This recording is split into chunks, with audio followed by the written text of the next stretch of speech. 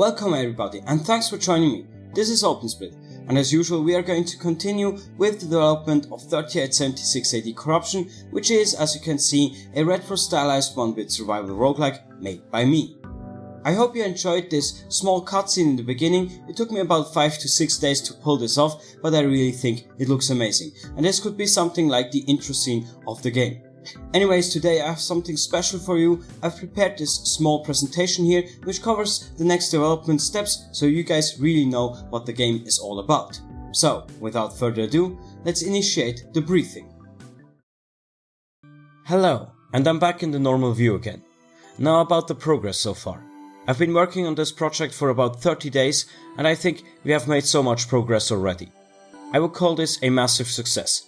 To not lose focus, I have prepared a few clear steps on how to continue the development so we can work towards an actual game within the next month, give or take. I'm going to focus more on directly relevant game features. I will still upload YouTube videos about my progress, but getting new features done will now have priority. Our next step is to define the main game loop, with clear win and fail conditions. Initially, this was just a small AI experiment, just to see how far and how fast I could take this. I was amazed at how good this really worked out, so here we are. The core game idea still remains the same as described in the very first video. The goal is to produce supplies in the military outpost on the left side using resources found on the map and eventually deliver these supplies to the artillery position on the right side. This will make more sense later.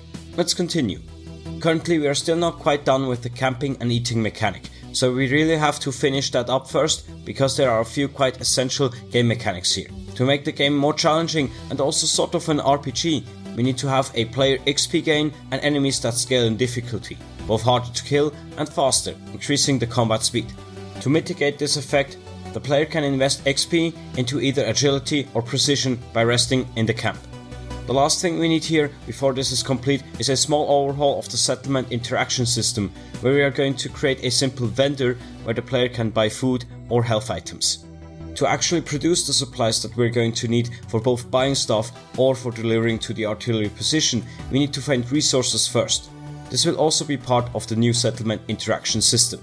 The player will reveal a resource site by clicking on a tile. I will include a simple clicker minigame where you basically mine one resource for each click on site. The player will have no carry limit for now. The supplies can also be used to upgrade the resource to supply conversion rate. Basically, you get more supplies for less resources. Now in the last part is where everything comes together. Using a simple truck driving and fuel managing mechanic, the player will carry as much supplies as he can to the military position on the right. In these examples I have left out the corruption that is spreading everywhere.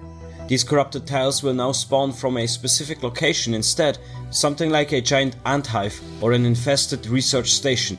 The goal and the win condition of the game is to destroy all enemy spawn sites using artillery strikes, which will cost you a lot of supplies.